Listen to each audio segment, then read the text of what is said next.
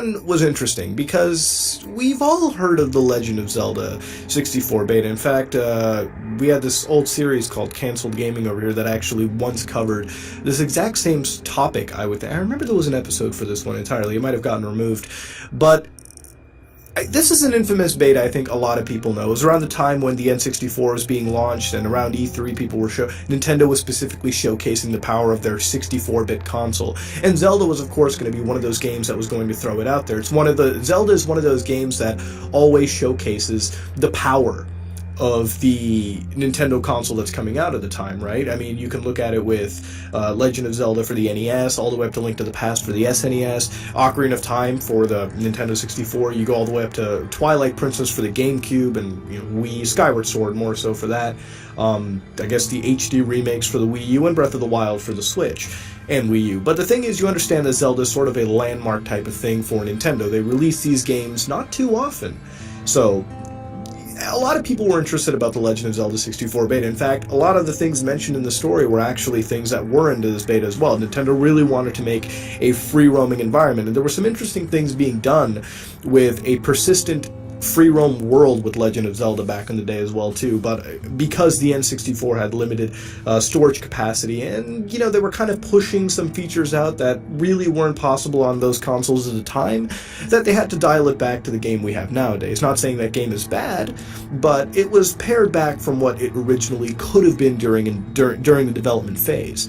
Now, the story covers the fact that this person comes across a creepy, edgy labyrinth, which this is the part of the creepypasta I can't get into.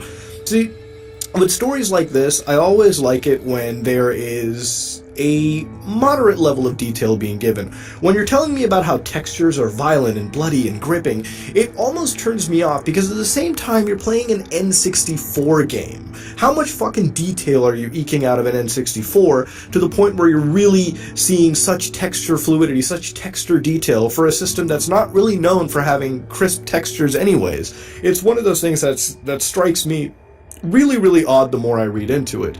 And it just always throws me off for a story. But what keeps me going into this is the fact that this didn't rely on any creepy-ass cliche in the sense that there was some crazy, ghostly entity haunting the person throughout the entire game. What the person actually was talking about was a development copy of the game that they somehow got their hands on.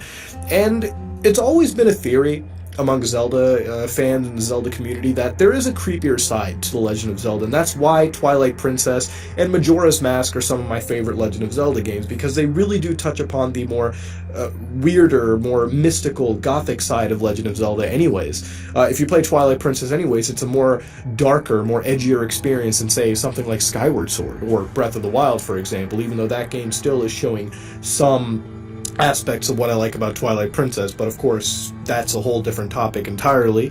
The thing is that part of the Zelda universe has always mystified me. So when people cover creepypastas on that, when people write about that in their own sort of fanfiction environment, I can't help but not read it, because looking into that side over the cutesy world of Legend of Zelda, there is a darker side to it, and when people elaborate on it, it's very enticing. So here you have a game where they really did create a open free world environment where it was apparently No Man's Sky level of expansive, where you have this massive tower in the middle and you're climbing through it all and you're going to new places over and over again, going to different parts of the world, which in development worlds are very common, right? You have different, triggers to different, parts of the map just because, you're developing the game on the fly. So it's something that I feel could definitely be real, and that's one of the more important parts of a creepypasta anyways, is if you actually can kind of feel that something is more real than false, right? I mean, if you're going to read a story, you want it to have some legitimacy to it rather than, oh, fucking ghosts came and haunted me, and next thing you know, I saw a bunch of dead stuff on screen, which, you could write that, but it's pretty cringy. So, I guess all in all, my analysis put aside, I do find the story pretty decent. Not exactly great, but it definitely is in shitpasta territory, and